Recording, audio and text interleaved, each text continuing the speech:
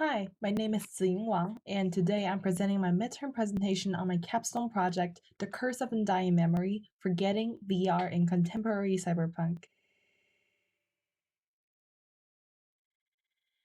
To give you a brief background information on the topic, cyberpunk is a genre first introduced in 1982 by Bruce Bethke, who put up cybernetics, the mechanism of connecting human functions with machine, and punk, the underground and nihilistic sensibility that dominated the music culture during the 1970s and 1980s.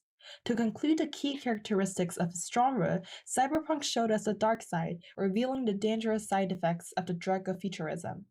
Contemporary cyberpunk studies inherit the tradition of picturing a dystopian, futuristic society and derive new imaginations from the inventions created in the past work of the genre.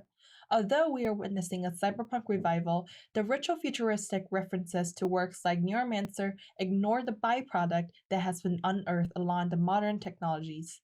These existing side effects, particularly the loss of forgetting caused by memory over externalization, are necessary factors to be considered when constructing an up to date contemporary imagination for cyberpunk.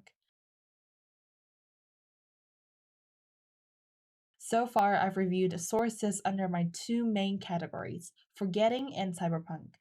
For forgetting, I'm deeply inspired by Victor Meyer-Schomburger's book Delete: The Virtue of Forgetting in the Digital Age, in which he discusses the drive behind the loss of forgetting in digital age and the potential consequences of the demise of forgetting.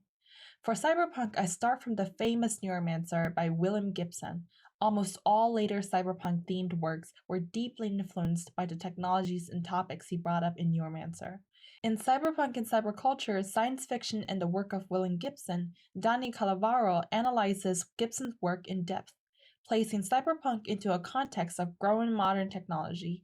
And finally, in the essay collection Beyond Cyberpunk New Critical Perspectives, the authors move beyond the narrow structures of cyberpunk and contribute to an ongoing discussion of how to negotiate exchanges among information technologies, global capitalism, and human social existence. To demonstrate their relationships in a map, we can find the ritual futuristic imagination of externalized memory in Gibson's Neuromancer.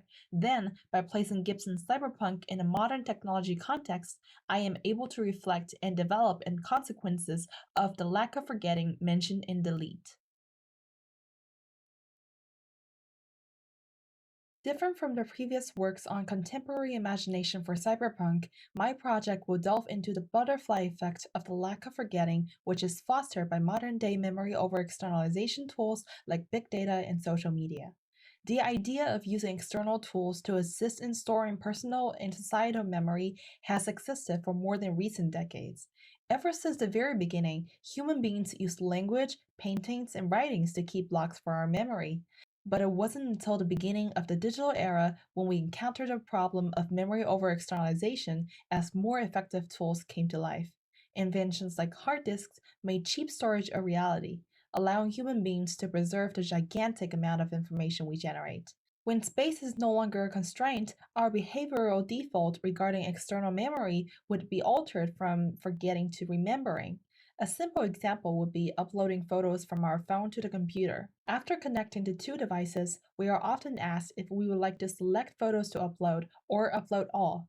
Now, we could spend 15 minutes or more to manually select out the photos that are worth looking at again. Or it could take us less than 1 second to click on the Upload All button.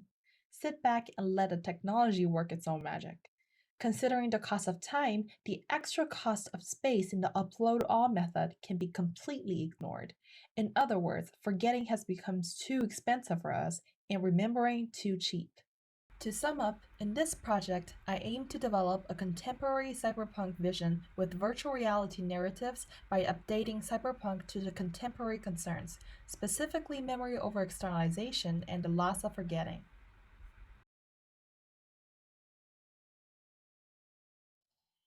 In the upcoming weeks, I plan on leaning more into exploring the VR or game based methods for representing memory and forgetting.